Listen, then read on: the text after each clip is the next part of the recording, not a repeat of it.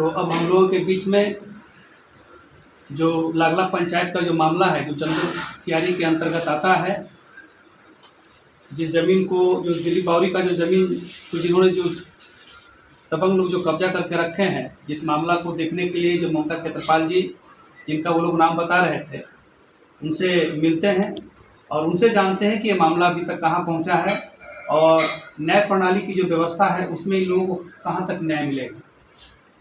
तो ममता क्षेत्रपाल जी, आप ये बताइए कि इनका जो मामला जो ज़मीन का चल रहा है उसमें अभी तक ये मामला कहाँ तक गया है कोर्ट के माध्यम से? देखिए, हम लोग तो एसडीओ को, सीओ को, सबको आवेदन दे चुके हैं।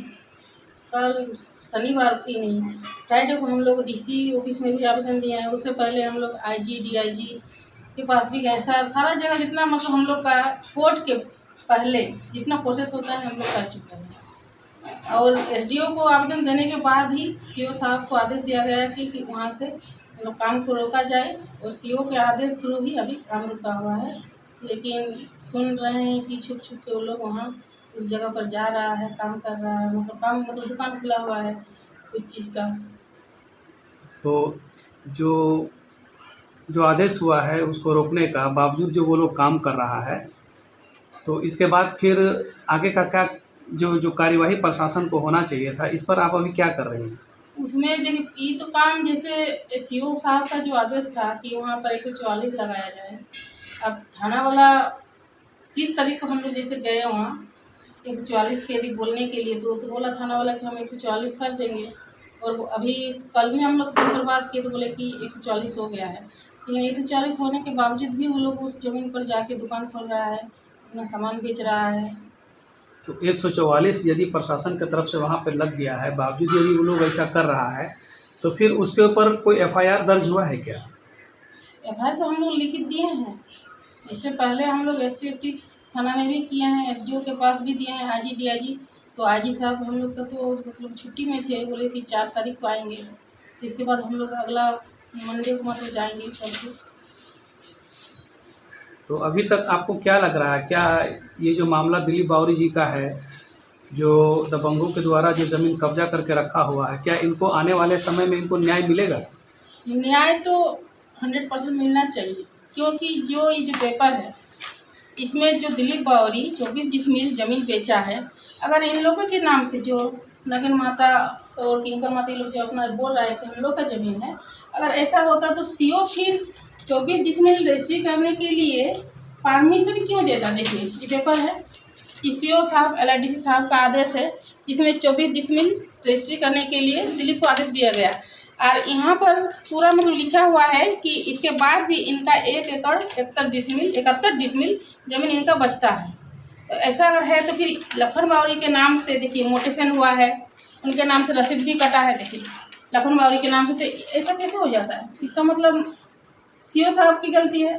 अगर किसी का ज़मीन पहले बिका हुआ है 2003 में, तो उसको फिर 2023 में कैसे रजिस्ट्री करता है, परमिशन कैसे देता है? लेकिन उन लोगों का ऐसा कहना है कि 2003 में वो ज़मीन उनके नाम से है। ठीक है, मान लीजिए कि उनके नाम से था, ठीक है, उनके नाम से अगर था तो उन लोग के नाम, उसके पास कुछ डीड या खतियान में उन लोग का नया सर्वे में नाम कुछ तो चढ़ा होगा, लेकिन वो पेपर आज तक हमको नहीं मिला है। ना कोर्ट के थ्रू मिला है, ना थाना के थ्रू मिला है, ना सीओ साहब के थ्रू मिला है। लेकिन कुछ पेपर का डीड नंबर जो दिया गया है, ये डीड हम लोग रिकॉर्ड रूम में चेक कराए हैं, लेकिन इसका हम लोग को कुछ वहाँ बोला कि इस नाम से, इस नंबर से कोई डीड है ही नहीं, ये जो नंबर दिया गया है। यानी कि वो लोग बिल्कुल झूठ बता रहा है। हाँ, जैसा कर अभी कुछ देर पहले वो अभी लोग तक जब तक हम लोग पेपर नहीं देखेंगे तो अभी तो क्यों मानेंगे कि उनका ज़मीन है? बिल्कुल जिनका सही। पेपर है हम तो उन्हीं का मानेंगे ना कि उनका ज़मीन है। जी। देख लेते हैं 144 के बाद अगर एसडीओ कोर्ट में कुछ फैसला नहीं होता है तो उसके बाद हम लोग सिविल कोर्ट में केस करेंगे। तो 2003 का जो वो लोग मामला जो खड़ा कर रहा है कि वो ज़मीन उनका है, लेकिन दिलीप बावरी जी का कहना है कि 2003 के बाद जो नया सर्वे हुआ है उस सर्वे में उनका दादी का नाम है। हाँ, नया समझ में। तो यानी कि उस हिसाब से ये पूरी तरह से ज़मीन दिलीप बावरी का ही का है है और दुलाल बावरी का है और सभा बावरी का है। और वो लोग जबरन इसको कब्जा हाँ, कर रहा जबरन कब्जा कर रहा है। है। जो न्याय प्रणाली की जो व्यवस्था है उसमें आपको पूरा उम्मीद है कि उन लोगों को न्याय मिलेगा? न्याय तो मिलना चाहिए। हम लोग कोशिश में लगे हैं क्योंकि हम लोग का जो पेपर है, सब कुछ है, उनके नाम से डीड है, इनके नाम से खतियान है, पाल जी, एक बात आप ये बताइए, 30 मार्च को वो लोग ऐसा आरोप लगा रहा है कि आप पूरे डंडे हथियार के साथ में उनके ज़मीन पर उन लोगों के साथ में मारपीट करने के ख्याल से वहाँ पे गई थी। हाँ, हम भी देखे हैं, डी फोकस में उसकी लाइन में डाला है, लेकिन क्या उन लोग प्रूव करके दिखाएगा कि हम मेरा जो मतलब मेरे संगठन हम लोग बामसे मूल निवासी संघ से हैं। जैसे हम इस केस में है तो उन लोग को भी जानकारी है वो चीज़, उसमें से कुछ हमारे समाज के बावरी समाज के भी मतलब बावरी परिवार से भी कुछ लोग थे, वो लोग ज़मीन को देखने गए थे कि ज़मीन कहाँ है। तो लोग गया था दिलीप बावरी के घर, उसमें हम नहीं गए थे। वहाँ जाके वो लोग देखा है, वहाँ वो लोग वीडियो भी बनाया है, उस टाइम प्रशासन भी थी वहाँ। तो फिर उस वीडियो में अगर वहाँ प्रूफ होता है कि उन लोग के पास हथियार है या कुछ मतलब वहाँ लोग दंगा किया कुछ किया है तो कुछ तो प्रूफ होगा। अगर हम वहाँ गए हैं तो वो भी तो प्रूफ होगा। हम वहाँ गए ही नहीं तो कैसे मेरा नाम आ गया पता नहीं। इसमें ऐसा भी है कि आपको भी जान से मारने का क्या वैसा धमकी वगैरह मिला हाँ, है? कमेंट में तो हम देख रहे हैं। देखिए ये जो मेरा डिग्री है, मेरा जो कोट है, काला कोट जो हमको मिला है, वो बाबा साहब की देन है। महिलाओं के लिए हमको पढ़ने का अधिकार मिला, तब जाके हम यहाँ ये डिग्री मिला है, ये कोट मिला है। और मेरे शोषित समाज के लिए, बहुजन समाज के लिए, अगर मेरा समाज इसमें शोषण होगा, जब जब शोषण होगा, जब जब लोग पीड़ित होगा, अगर मेरे पास आएंगे हम उनके लिए आवाज़ जरूर उठाएंगे। और किसी के धमकी देने से या कोई मतलब कुछ भी हमको बोलने से हम डरने वाले हैं नहीं, क्योंकि हम अपने बहुजन समाज के लिए हमेशा खड़ा रहेंगे, क्योंकि हमको ये वोट मिला ही है उनके मतलब उनके लिए लड़ने के लिए। यानी कि आप बाबा साहब के विचारों को हाँ, विचारों को मानते हैं और उनके विचारों में ही चलते हैं। और हम लोग संवैधानिक लोग हैं तो संविधान को मान कर ही चलेंगे। वहाँ पारंपरिक हथियार का जो बात बोला, पारंपरिक हथियार का मतलब होता क्या है? हम लोग का जैसे बावरी का या ऐसी समाज का तो कोई ऐसा पारंपरिक हथियार तो होता नहीं है। यानी कि आपका कहना है कि आप बाबा साहब को मानते हैं और बाबा साहब को मानने वाले लोग संविधान को मानते हैं। हाँ। और संविधान के मानने वाले लोग संविधान के दायरे में रह करके ही अपना काम करते हैं। वो जो हमारे संगठन का जो लोग गया, हमारे समाज का जो लोग गया, वो जमीन को देखने गया और दिलीप को भी देखने गया, क्योंकि उस टाइम इसी दौरान जितना भी घटना हुआ उसी दौरान दिलीप की माँ डेथ कर गई 18 तारीख को। 11 तारीख की घटना है जो ये लोग मतलब उन दोनों पार्टी में वहाँ बोलचाल हुआ, कुछ हुआ जो उसके बाद 11 तारीख को 22 फरवरी को मेरे पास आया। उसके बाद ये लोग जबरन जब कब्जा करने लगा ये लोग गया था, तो ये लोग बार बार इसकी माँ जैसे राशन दुकान जाती थी, जो राशन दुकान है भूमिहार लोगों का ही है, उसकी माँ जाती थी, बोलते कि तुम्हारा बेटा को समझा लो, नहीं तुम्हारा बेटा को मार देंगे। इसी टेंशन में 18 तारीख को इसकी माँ भी मर गई, डेथ कर गई। तो हमारे समाज के जो लोग संगठन चला रहे हैं वो लोग देखने गए थे, हमको भी इन्फॉर्म किया था कि आप भी आइए। हमने नहीं, हम नहीं वहाँ आएंगे, मेरा मतलब कुछ काम से हम बिजी थे तो नहीं आ पाए, क्योंकि सिर्फ वो लोग ज़मीन को देखने गया था कि ज़मीन कहाँ है, खेत में बाउंड्री किया, मतलब क्या क्या वहाँ काम हुआ, ये सब देखने के लिए गया था। और वहाँ प्रशासन भी गई थी, प्रशासन को भी बुलाया गया था। हमारे संगठन के मूल निवासी बामसेब के जिला अध्यक्ष प्रकाश दास जी वहाँ गए थे, तो पुलिस को इन्फॉर्म करके गए थे। वहाँ पर हम कुछ वीडियो आपको दिखाएंगे, उसमें पुलिस प्रशासन की थी। फिर हथियार की बात कहाँ से आ गई पता नहीं, लोग कैसे बोल रहा है। यानी कि आरोप पूरी तरह से बेबुनियाद है। एक बात और बताइए, 24 डिसमिल जमीन जो दिलीप बावरी श्याम सुंदर बावरी जी के नाम से जो बेचा है, क्या वो ज़मीन पूर्व विधायक अमर बावरी जी के किसी रिश्तेदार का है?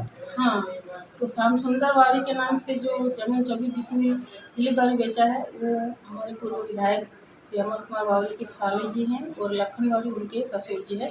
22 फरवरी को वो मेरे पास आए और हमको सारा केस का मैटर के बारे में समझाया था। हम बोले थे कि आपका तो दामाद है, वहाँ आप जाइए, वहाँ बोलिए उनको, क्योंकि उनका तो भूमिहार लोगों से मतलब ज़्यादा ही है। तो बोले कि नहीं, वो बोल दिया है कि इसमें इस मैटर पर हम नहीं पढ़ेंगे, आप जाइए अपने न्यायालय में अपना न्याय लीजिए। तो यानी कि इस मामला में अमर बावरी जी का कैसा रोल है? वो तो हम अभी तक नहीं कर सकते, कि वो बात उनका ससुर जी ही कर सकते हैं कि उनसे क्या बातचीत होता है नहीं होता है। हमको जो काम मिला है न्याय के लिए, हमको वकालतनामा मिला है कि आप हमको न्याय दिए, तो हम लड़ रहे हैं, बस आगे का काम हम करते रहेंगे। जो मेरा काम है हम करते रहेंगे, बाकी कौन क्या कर रहा है नहीं कर रहा है वो हम नहीं देखेंगे। धन्यवाद। में काम रोकने का जब आदेश है तो फिर आप लोग दीवार दिए क्यों? जी हाँ, तो इसीलिए ये हम सीओ सर से भी ये आग्रह करते हैं कि इस ज़मीन को थोड़ा सा ध्यान दें और जो कानूनी कार्रवाई हो वो ये आगे करें। अच्छा, ये जगदीश जी, आए दिन चंदन कियारी में हम लोग मूल निवासी संघ का और भी बहुत तरह के संगठन, सामाजिक संगठन आए दिन इस तरह की घटना घटते रह रहा है। आप देखिए, आप चमसोबाद में देखिए, चंदन कियारी क्षेत्र में, वहाँ भी बावरी और भूमिहार जाति के ही कुछ लोगों के साथ उनका ये है। आप बारखमा में भी एक वो घटना है। फिर अभी एक कुम्हार डूबी में भी भूमिहार जाति ही एक महिला को बुरी तरह जानवर की तरह पीटा। कुछ दिन पहले झाबरा में भी एक भूमिहार बावरी को पानी पीने नहीं दिया। फिर ये मामला भूमिहार जाति से ही बोदरो में भी कुछ 10-12 एकड़ ज़मीन बावरी, दास और रजवार का है, उनका भी झमेला भूमिहार जाति के ऊपर है।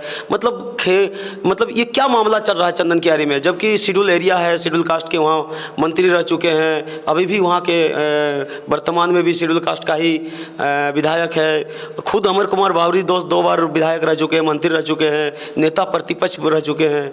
फिर हालांकि फिर मामला इस तरह की शेड्यूल कास्ट के द्वारा, शेड्यूल ट्राइब का ही शोषण क्यों होता रहे, और एक ही खास वर्ग की, एक ही जाति के द्वारा क्यों हो रहा है, इसको आप किस तरह समझते हैं? जहाँ तक ये मेरा ख्याल है कि जो भी प्रतिनिधि यहाँ बन रहा है, शायद उन लोग का कुछ कमजोरी होगा ना, जो खुल के आ नहीं पा रहे हैं। और सारा समस्या ये जाति का है, क्योंकि मनुस्मृति में लिखा हुआ है कि शूद्र के पास ना धन रखने का अधिकार है, ना संपत्ति रखने का अधिकार है। अगर इन लोगों के पास धन है तो उनको छीन लिया जाए। लेकिन ये बड़ी बात कह रहे हैं जगदीश जी कि मनुस्मृति में लिखा हुआ है, जो विधान था, पुराना विधान हरामी मनु का बनाया हुआ, उसने लिखा है, वास्तविक बात है कि शूद्रों के पास धन नहीं होना चाहिए, शूद्रो न धन संचय, ये श्लोक है। तो लेकिन अभी तो मनुस्मृति लागू नहीं है जगदीश जी, अभी तो भारत का संविधान लागू है। तो क्या ये लोग जो है ये मनुस्मृति के ही प्रवृत्ति के है, या उसी मानसिकता के अभी भी ये लोग चल रहे हैं? नहीं, मानसिकता तो वही है। संविधान लागू होने के बावजूद भाई ये लोग ना वेद छोड़े हैं, ना पुराण छोड़े हैं, ना उपनिषद छोड़े हैं, ना मनुस्मृति छोड़े हैं। ये लोग का संविधान तो मनुस्मृति है, जिसको लोग लागू करना चाह रहा है, बशर्ते कुछ समस्या है तो नहीं कर पा रहा है। आपके जैसे जागरूक साथी जो जागरूक हो रहे हैं, यही एक समस्या है। जी हाँ, तो मेरा कहना यही है कि हम लोग को और जागरूक करना पड़ेगा, और जब तक हम लोग जागरूक नहीं होगा तब तक इस तरह का चंदन कियारी क्या पूरा देश में शोषण होता रहेगा।